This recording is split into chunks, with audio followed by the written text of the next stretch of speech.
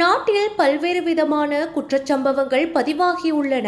அதன் அடிப்படையில் கம்பஹா கந்தானை போலீஸ் பிரிவிற்குட்பட்ட நாகோட பகுதியில் இரு குழுக்களிடையே ஏற்பட்ட வாக்குவாதத்தால் ஏற்பட்ட மோதலில் ஒருவர் உயிரிழந்ததுடன் மேலும் ஒருவர் படுகாயமடைந்து வைத்தியசாலையில் அனுமதிக்கப்பட்டுள்ளார்.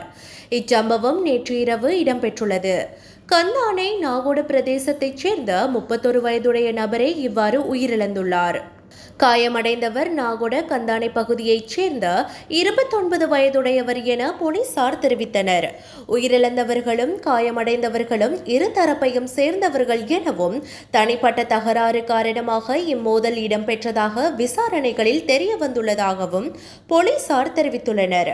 இந்நிலையில் உயிரிழந்தவரின் சடலம் ராகம வைத்தியசாலையில் வைக்கப்பட்டுள்ளது. சம்பவம் தொடர்பில் கந்தானை போலீசார் மேலதிக விசாரணைகளை மேற்கொண்டு வருகின்றனர். யாழ் பருத்தித்துறையில் வீதியோரத்தில் நிறுத்தி வைக்கப்பட்டிருந்த பாடசாலை சேவையில் ஈடுபடும் தனியார் பஸ்ஸில் இருந்த பொருட்கள் கொள்ளையடிக்கப்பட்ட சம்பவம் ஒன்று இடம்பெற்றுள்ளது. குறித்த சம்பவம் நேற்று இடம்பெற்றுள்ளது. பருத்தித்துறையில் உள்ள காங்கேசன்துறை பிராந்திய உதவி போலீஸ் அத்தியட்சகர் காரியாலயத்திற்கு அருகில் நிறுத்தி வைக்கப்பட்டிருந்த பஸ்ஸின் கண்ணாடி கலற்றப்பட்டே குறித்த கொள்ளை சம்பவம் இடம்பெற்றுள்ளது.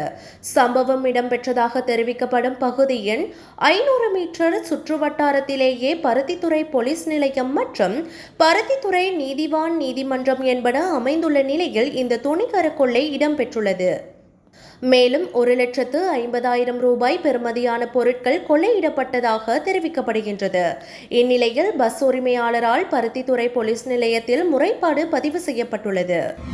மன்னார் நீதிமன்ற வளாகத்திற்கு அருகில் கடந்த 16ஆம் திகதி இடம்பெற்ற இரட்டை கொலை சம்பவம் தொடர்பில் 4 சந்தேக நபர்கள் கைது செய்யப்பட்டுள்ளதாக தகவல் வெளியாகியுள்ளது. குறித்த நால்வரில் பிரதான துப்பாக்கிச்சூடு நடத்தியவரும் அவரை ஏற்றிச் சென்ற முச்சக்கர வண்டியின் சாரதியும் அடங்குவதாக தெரிவிக்கப்படுகிறது. அத்துடன் ஏனைய 2 சந்தேக நபர்களில் அடம்பன் பகுதியில் முன்னர் நடந்த இரட்டை கொலையில் தொடர்புடைய முக்கிய சந்தேக நபரும் அடங்குவதாக கூறப்படுகிறது. யாழ்ப்பாணம் குருநகர் பகுதியில் 108 கிலோ கேரள கஞ்சாவுடன் 4 பேர் நேற்று கைது செய்யப்பட்டனர்.